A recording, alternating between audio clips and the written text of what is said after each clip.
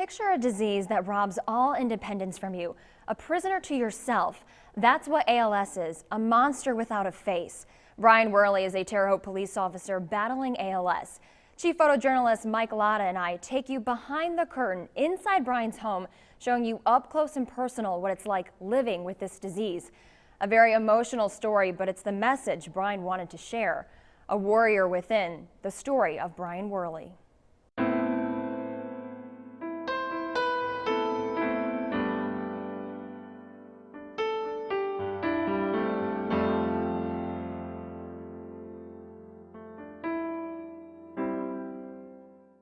As a canine handler, we consider our dogs pretty much more than our partners. He becomes a very close part of our lives.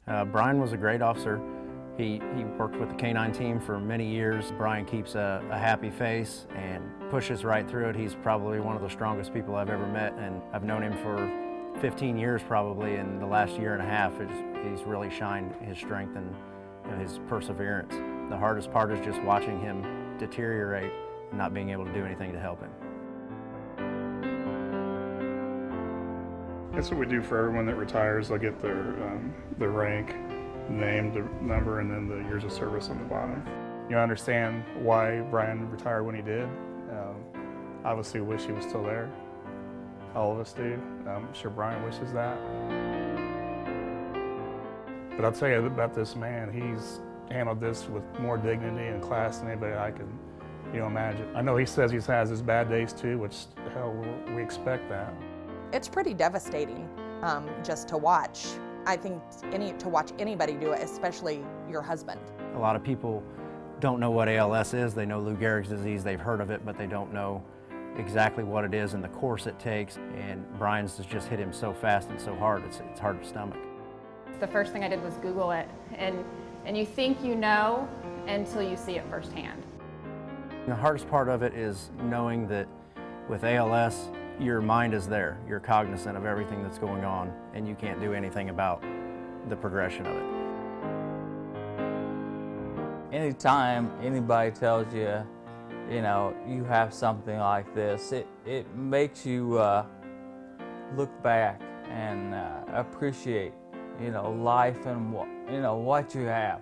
First it was his speech, and then it was not being able to stand, and then it was his hands, and then seeing how he just needed a little bit of assistance, and then where he is now.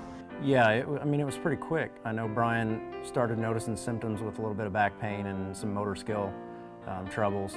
Within a matter of months, you could just see how it was progressing so quickly.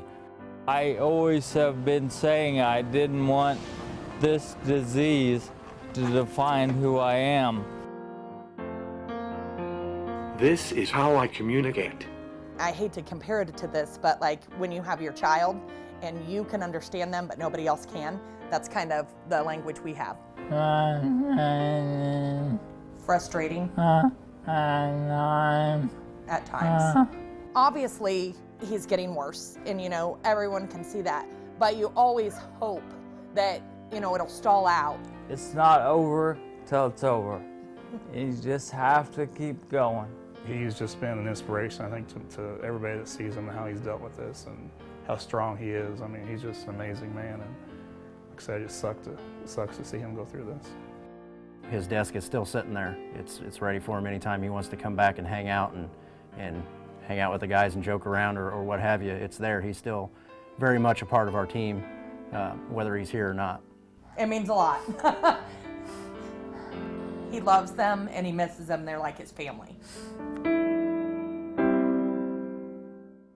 Tomorrow on News 10, we not only show you the daily struggle of living with ALS, but how Brian and Danielle Worley rise above, making the most of their time together, letting love conquer all.